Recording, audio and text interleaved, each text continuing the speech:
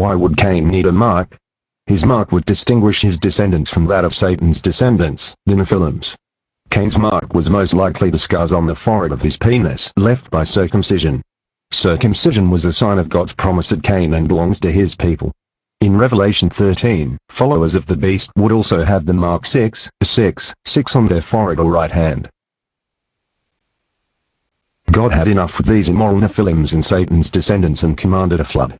In Genesis we learned that there was water above and below the dome. Water gushed out from beneath earth and the water above the atmosphere showered to earth.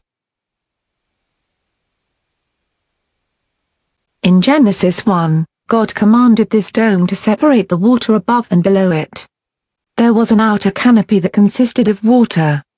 The outer atmosphere must have had the perfect ingredients that would absorb the X-rays that cause aging.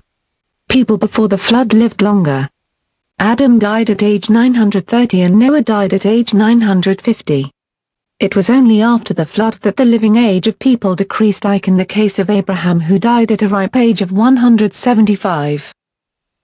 The flood was global catastrophe as Noah's Ark landed only after 14 months. Scholars believe that the Ark landed somewhere on the iced peaks of Mount Ararat, Turkey. On the Ark was Noah's 3 sons, and their wives. With the history yet to come, we know that all sin did not drown on Noah's flood. And after 2,500 years, John the Baptist would still wash away immorality by baptizing people in water. Japheth, Ham, Shem and their wives went their own way and formed their own tribes. Seth settled in what is Jerusalem today. Shem's descendants settled in Khuzestan, Iran, Iraq, Turkey, Syria and the small town in India called Ludhiana. Seth practiced Judaism and since proclaimed to be God's chosen nation. In Galatians the Judaist faith proclaimed that they are Jews by birth and are not sinners like Gentiles.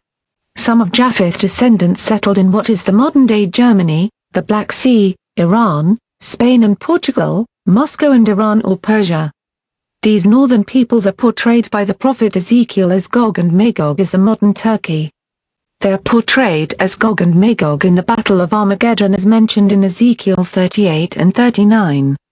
Gog and Magog would invade Jerusalem, but Zechariah prophesied that all the nations who attached Jerusalem would be wiped out. Ham's descendants settled in Ethiopia, Yemen and Egypt. In Revelation 16, Sheba and Dedan would participate in the Battle of Armageddon. Later Moses would marry a woman from Ethiopia, a descendant of Ham. Now according to Deuteronomy there would never be a prophet in Israel like Moses. Yes, our biggest prophet of all time married an African lady.